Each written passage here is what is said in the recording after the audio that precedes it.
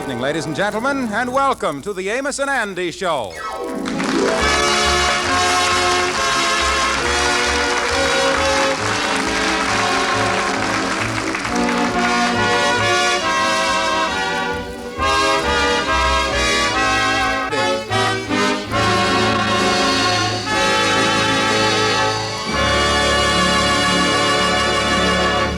It's nothing new for the kingfish to go into a business that's calculated to make a fortune.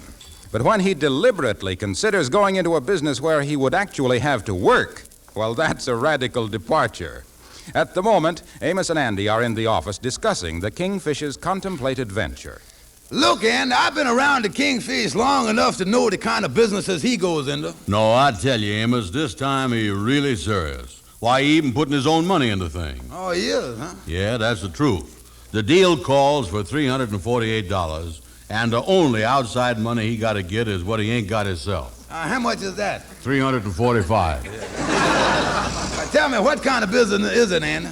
Well, it's that lunch counter down the block here. You know, the one that's got about 12 stools in it. He's going to buy that and run it himself. What experience has he got with the lunchroom? Well, he's been eating all his life, ain't he? Well, what kind of work would the kingfish do in the lunchroom? Oh, he's going to be a kind of a head waiter. During the supper business, he's going to put on a tuxedo and show people to the stools. But, Amos, what I want to see you about was to find out if you want to borrow $345 on your insurance policy and go into the thing with the kingfish. No, Andy, I ain't that crazy, no, sir. Yeah, well, I told the kingfish I didn't think there was much chance, but I'd ask you anyway. I'll go over and tell him now.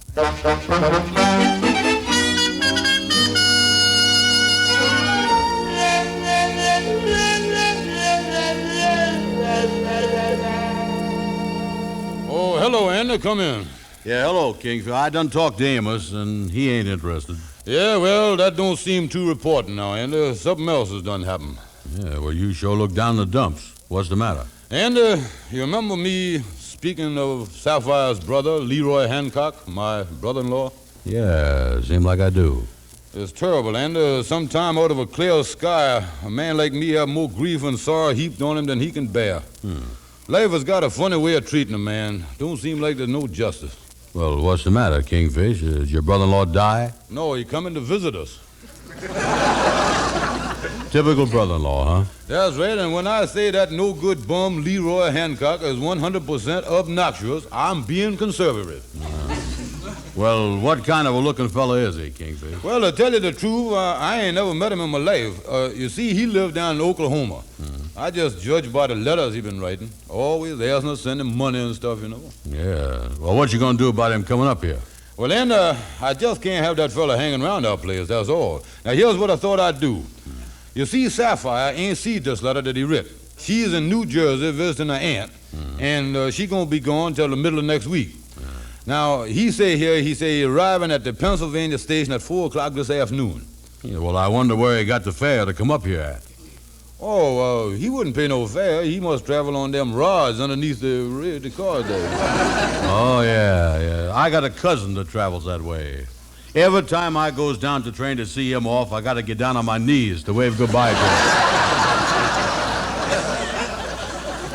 Yeah, well, anyway, Andy, here's how I figured on working the thing out. Now, look here, you go down to the station for me, Andy. Maybe take Lightning with you, meet my brother-in-law, tell him that you was a friend of mine and that me and Sapphire has done gone to Baltimore, and we ain't gonna be back for a long time. So wait a minute here now. Then I had stuck with him. No, Andy, look here. All you got to do when you meet him is to advise him to tell him to go right on to Chicago. Tell him there's a big business boom out there.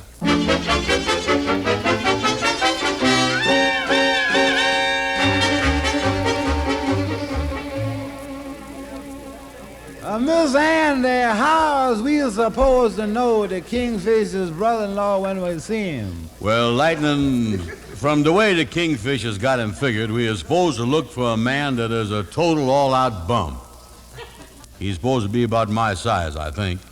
Look, Lightning, go over and tell one of them porters to kind of keep an eye out for him. Yes, I'll do that, Miss Andy. Yeah, well, I'll wait right here, Lightning.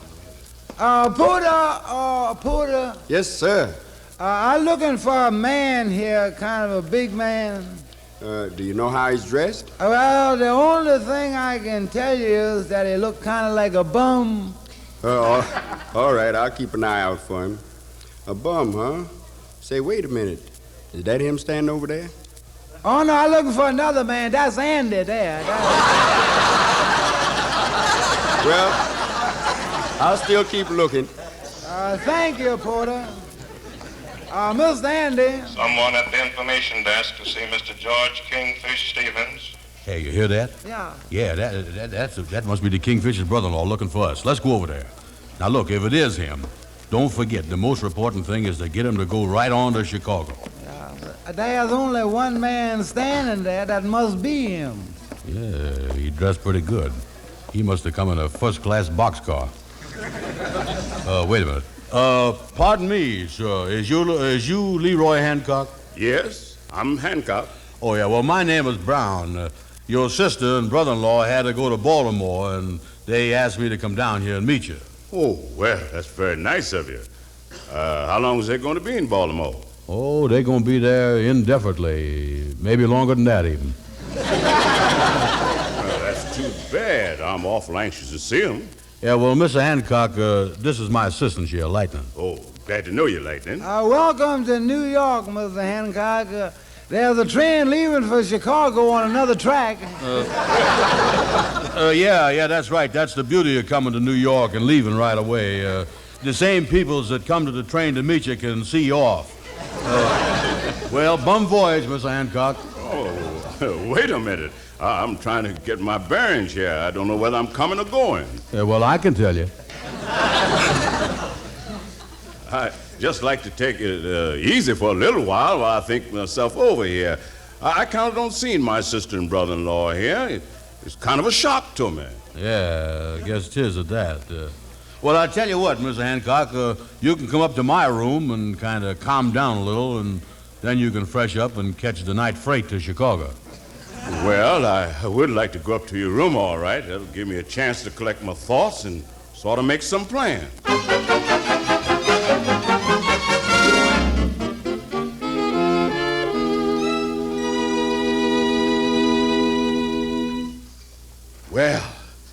Well, I feel much better now that I've freshened up. Yeah, you look good. Now, my advice to you is to go right on to Chicago, Mr. Hancock. Chicago? Why Chicago? Well, there's a big boom there, yeah. A boom? Yeah, they got a gold rush on there. Ain't you heard about it? A gold rush in Chicago? Oh, sure. For once, they got the thing in a place that's handy to get to. Now, you see, the reason that I come up here to New York was to go into business with the Kingfish. Mm-hmm. It so happens that I had some land down in Oklahoma that suddenly done sprouted oil, and I got a lot of money to invest. Yeah, well, you see, Mr. Hancock, pardon me, Mr. Hancock, this left ear of mine backfires once in a while. Did you, by any chance, say something about having money to invest? That's right. I wanted to go in business with the Kingfish. And if he's going to be out of town indefinitely, there ain't no point in me hanging around here. Yeah, well, now, wait a minute. The Kingfish liable to be back from Baltimore sooner than we expect. Well, how soon do you think that'll be? Well, would tomorrow be all right? Well, you see, I wanted to make this investment, and yeah, well, of course, he might get back tonight. Tonight, huh? Yeah, or maybe sooner than that. You know, sometime that train from Baltimore runs 6 or 7 hours ahead of time. Well, you see, I have $1,000 with me to invest, did you say $1,000? Yeah. Say, where you going? Well,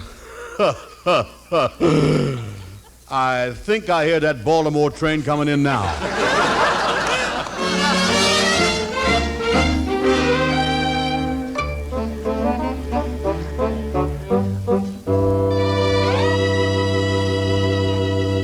Andy, I just can't believe it. Well, it's the truth.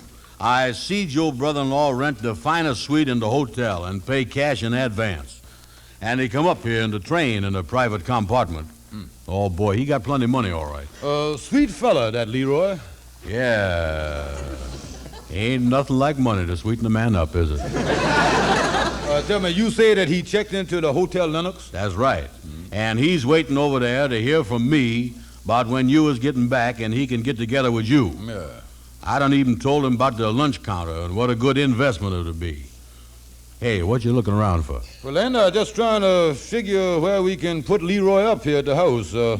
I want him to move in with us just soon as Sapphire come back from New Jersey. Oh, you're going to have him come and stay with you, huh? Yeah, I could sleep on the floor, and we could put my bed right over here for him, and then put a little night table right next to it, and then put a nice vase of roses on top of it, with just enough room for a fountain pen and a checkbook, you see. You know, Kingfish, as long as you're going to be sleeping on the floor, you might sleep right by his bed, and then you can blot the checks as he writes them. Not a bad thought, Andy, not a bad thought. Now, look here. The first thing to do, of course, is to get this lunchroom deal set. Yeah. Now, listen, Andy. You call up Leroy and tell him that you got a telegram from me saying that I'm going to be back in town tonight. Mm-hmm. Make a appointment for us to go to his hotel room and see him tomorrow morning at 10 o'clock. Yeah, well, where's I going to meet you? I tell you what, I'll meet you in the lobby of his hotel around 10 o'clock, and then we can go up to his room together.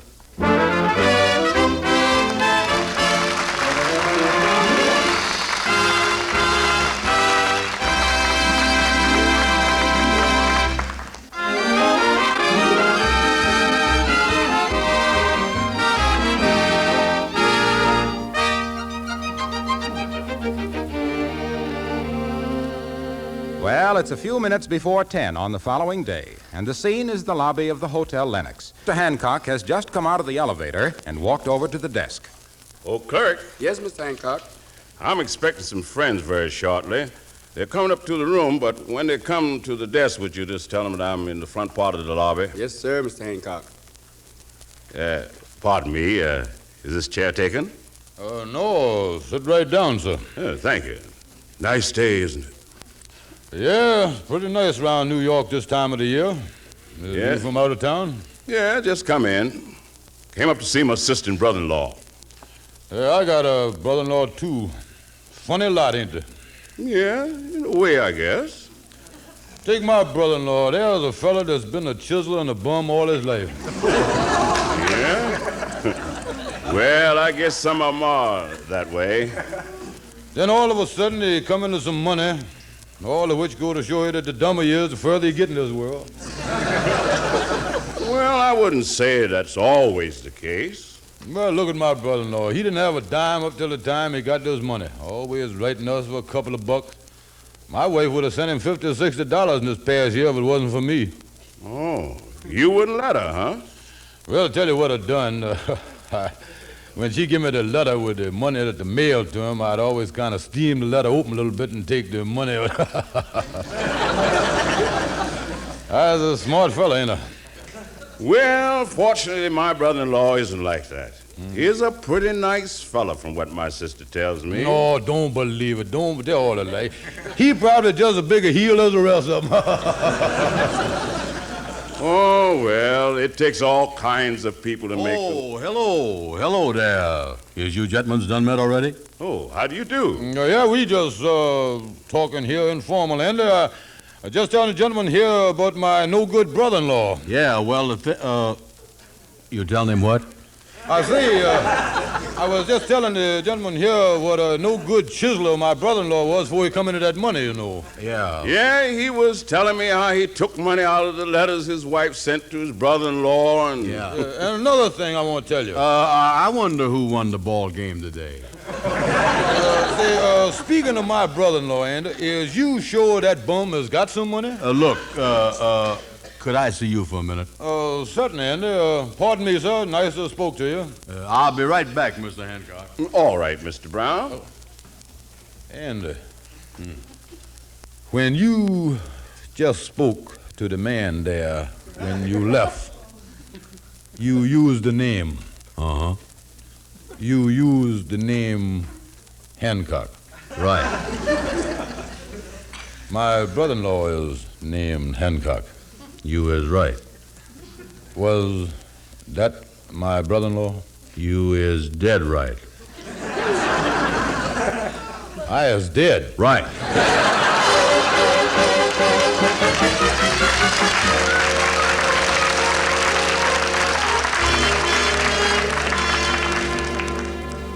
Kingfish, will you please stop shaking? You've been doing it for an hour. Well, Brother Andy, I has had about a cruel a shock as a man can get.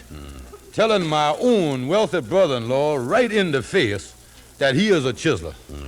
Yeah, that's what you call smacking the gift horse right in the teeth, ain't it? But listen, Kingfish, I keep telling you that he don't know that you is his brother-in-law. Now get that in your head, will you? I'm trying to get it in there. He don't know that I is brother-in-law. That's right. I went back and told him that you was just a friend of mine. Oh. And besides that, I told him that I got a telegram from the Kingfish saying he wouldn't be home till the night. Now, that's why he didn't keep their appointment. Oh, that's great, Andy. For sure. Now, listen. Wait a minute. Look here. There's only one way to get Leroy in this lunchroom deal. I got a great idea. Yes, huh? Yeah, we'll have him to come up to my house this afternoon, and somebody else has got to be the Kingfish. You mean get somebody else to make believe that they is the Kingfish and close the deal for you? That's right. Get somebody else to make believe and let them close the deal. Don't that sound a little jaily? Oh, no, it's a cinch, Andy. Look here, now look here. With Leroy leaving town tonight on business, and my wife not coming back till the middle of next week, that make everything work out perfect, you see? Yeah. Now listen, look here. You have Leroy at my house at 2 o'clock. Now, I tell you what I'm going to do. I is going to get Gabby Gibson and give him $5 to come up to my house and make believe that he is me. Or Andy just can't miss.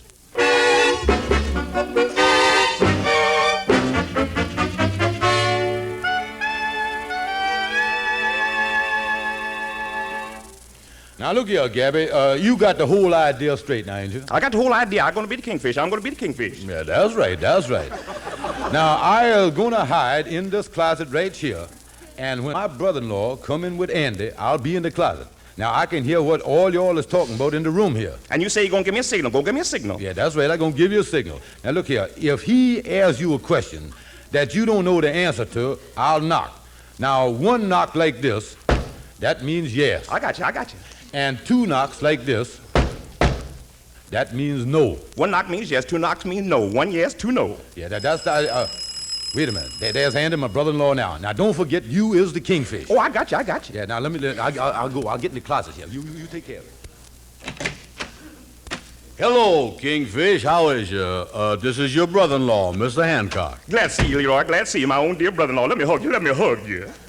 Well, Kingfish, at last we meet. Oh, yeah, I the Kingfish, all right. I the Kingfish. Glad to see you, Leroy. Sure is glad to see you. Well, tell me, Kingfish, how's Sapphire? Oh, you mean my wife? Oh, yeah, Sapphire. Sapphire's fine. I love that woman. I love her to death. By the way, Kingfish, is Sapphire still in Baltimore? Sapphire in Baltimore? No, she ain't. Yes, she is. That's exactly where she is. Did I hear somebody knock? Oh, that's all right. That's just the man next door hanging pictures. Do you think I ought to stay here till Sapphire gets back? Oh, by all means, no. Funny thing, sometime that guy gets them pictures up with one smack, and sometime it take him two. Say, I meant to ask you, what was you and Sapphire doing in Baltimore? Down Baltimore. Oh, we visiting relatives down there, Yeah, that's what they're doing, visiting relatives, that's right. Now, wait a minute. Now, have we got any relatives down in Baltimore? As we got any relatives down in Baltimore, that's what you asked me. Yeah? I'll repeat the question a little louder. Has we got any relatives down in Baltimore? Well, yes and no.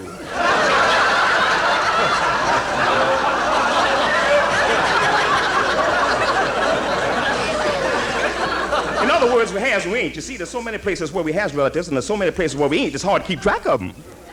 Did you have nice weather down in Baltimore? Say, that fella certainly is putting up a lot of pictures. Yeah, he do that. He's a great art lover, that fella, yeah. Well, that's Joe Bell, ain't it? Yeah, wait a minute. I'll take a look out the lace curtains here and see who it is. It's Sapphire. Sapphire's at front. Say, did you say Sapphire? That's exactly who it is. Well, listen, isn't anyone going to let her in? What do we do, Gabby? I mean, Kingfish, what do we do? I think I ought to surprise her and leave right away. Yeah. Oh, you can't leave. But now, let's open the front door. Come on, Andy. Yeah. Good luck, everybody. Hello, Sapphire. Why, Andy, what you doing opening? Leroy! Oh, my brother! Sapphire, I'm so glad to see you. Oh, what you doing here? Well, I just got in town yesterday. I sure is glad I come back a few days sooner than I expected. Yeah, that's great. Oh, come on in. Come on in. Well, Kingfish, the Sapphire's back. Oh, hello, Sapphire. Hello, Sapphire. Gabby, what you doing here? Where's the kingfish? The kingfish? Say, now, wait a minute here. Yeah, wait a minute, everybody. Now, just wait a minute. All right, Kingfish, come on out. Come on out of that closet and face the thing yourself. Well, Sapphire, how is my darling wife? Oh, hello, George. I sure is glad to see you. What's all this about? Yeah, what is going on here? Well, boys, we might as well tell him. Yeah. Brother-in-law, dear, this has been all a big joke.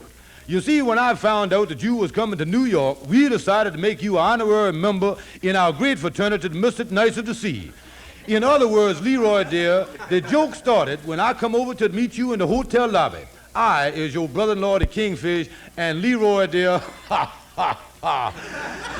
this is the initiation that we gives all brother-in-laws from out of town that joins our lodge.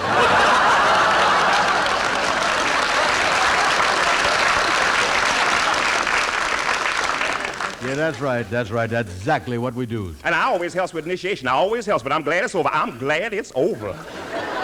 Well. Can you beat that? Well, some joke, all right, wasn't it, Leroy, old pal? Well, you had me fooled. Well, George, that's a mighty big initiation you give Leroy. Well, my part of the thing is over, so I'll run along. Goodbye, everybody. Goodbye. So long, Gabby. So long. Thanks for helping. Yeah, I think I'll get out of here, too. Wait a minute, Andy. Wait a minute, Chuck. Yeah. Well, let's all sit down here in the parlor and talk to Leroy. Listen, honey, Leroy is going to buy a lunchroom for me, and he wants to get down there and close the deal before his train leaves tonight. Oh, sure enough. No, that's providing, of course, that when I see it, it'll look like it's a good thing for him. Looky here. There ain't no monkey business going on, is it, George? Oh, monkey business, honey? How can I do any monkey business with our own flesh and blood? This is my own dear brother-in-law, and ain't nobody gonna mislead him while I's around. I'm certainly glad to hear you say that, Kingfish. Yeah, well, come on, Andy. We got to go over to the lodge and put Leroy's name down as a life member. Yeah, that's right, yeah. Well, I'll rush on over to the bank before it closes. Yeah, all right, that's fine. You go to the bank before it closes, and we'll see you here tonight, Leroy, at 7 o'clock. All right, Kingfish, 7 o'clock. My train don't leave till 8. All right, see you later, Sapphire. Come on, Andy. Oh, me. We got out of that jam by the skin of our teeth. Yeah, that idea about the initiation just happened to hit me in the head. Yeah, and that speech you made about not letting nobody do nothing to mislead him, that helped a lot, too. Yeah, but let me tell you what we're going to do to him now. Yeah. Why is we going to the lodge hall?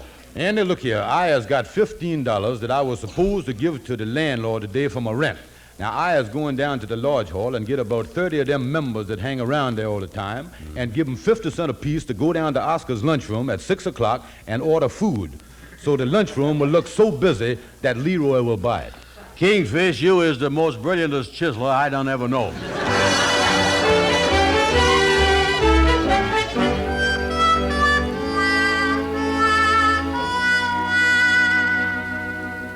Well, George, it sure is lucky that Leroy is buying this lunchroom for you. Don't you think so, Andy? Oh, sure. There ain't no two ways about it. Oh, yeah. Oh, wait a minute. That must be Leroy now. Well, we'll soon be sitting on Easy Street.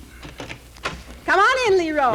Well, I see you got your suitcase all packed, Leroy. Yes, I'm all ready to go to the train. I'll set my suitcase here in the hall. Yeah, well, I arranged to have a taxi cab pick you up here, and by the way, it's all paid for. I took care of that. Why, thank you, Kingfish. Come on in the parlor. You remember Andy. Oh, yes. How are you? Oh, glad to see you, old pal. Glad to see you. Yeah, well, tell me, Leroy, did you get to the bank all right? Oh, yes, in plenty of time. And got the money? Oh, yes, I got the money. And then you went to the lunchroom to see Oscar? Oh, yes, right on schedule. Oh, that's great. Sounds wonderful. Yeah, what'd you think of the place? Well, I thought it was a good thing to buy. Yeah, I thought you would. Guess they had some people in there eating, too, didn't they? Eating? He sold 30 hamburgers right while I was standing there. Can you imagine that? In fact, Oscar told me that business suddenly picked up so much that he decided not to sell.